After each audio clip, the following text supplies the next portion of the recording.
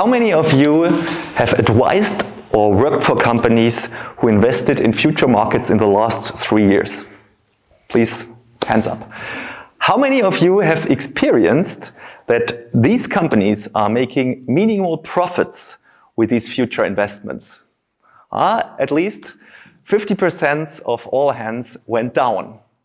And that's the big problem here sitting in the room. And that's also the big problem legacy companies are facing right now.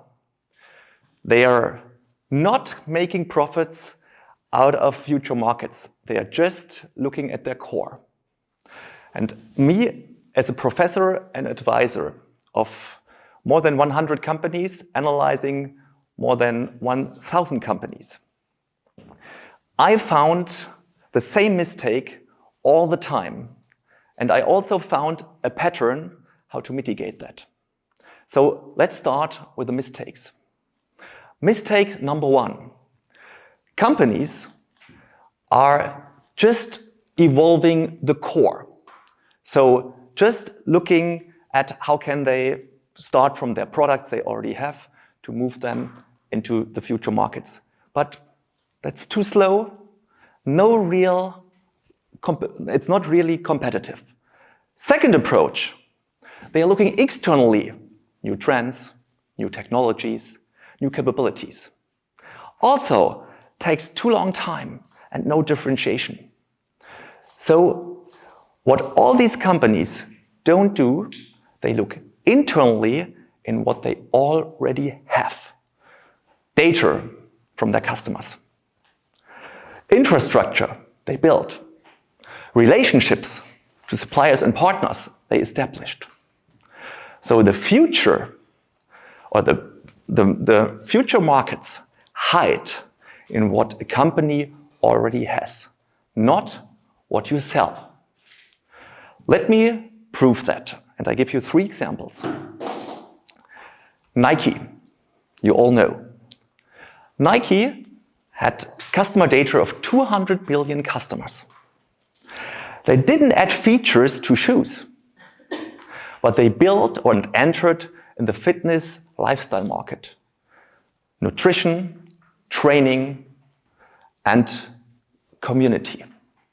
And with that, they were able to increase their profit when selling a pair of shoes from $5 to $60 because they integrated that into their ecosystem and could increase their profit. And in all, they are making 21 billion revenues, which is 40% of their entire revenues with that approach. Now they are competing with Apple Fitness, not only with Adidas. Second example, the Schwarz Group, company behind Lidl and Kaufland, running 12,000 stores, but also having a massive IT system. They didn't just optimize their stores, but they used their IT and entered in the retail tech domain, offering cloud infrastructures for other retailers and other companies. In 18 months, making 2 billion revenues. Now competing not only with Aldi, but also with AWS. Once again, the future or the future markets are not hide in what you already have, not what you sell. So let me show that now in a little framework. You start with your haves, which are here. Infrastructure data in the case of Nike. Then you have here the core. That is current customers, current markets, all of your revenues are in the core. And now you have here the future markets.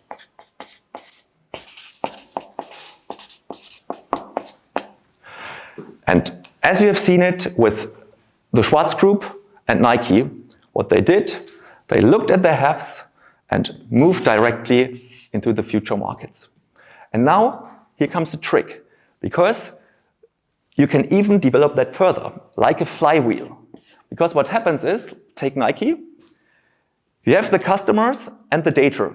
You unlock new products, and then with these new products, you can even address new customers, you can collect more data, and the flywheel is running. 3 questions. What is already there? Where do you sell? And how can you explore future markets?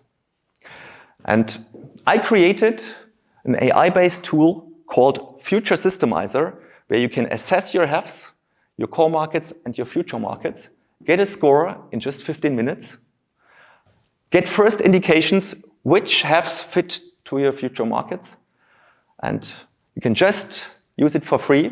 So just go on futuresystemizer.com or follow me on LinkedIn, type in your personal data, and you will get immediately first results to start the journey from your haves into future markets. So it's not about perfecting yesterday. It's about orchestrating the future. Thank you very much.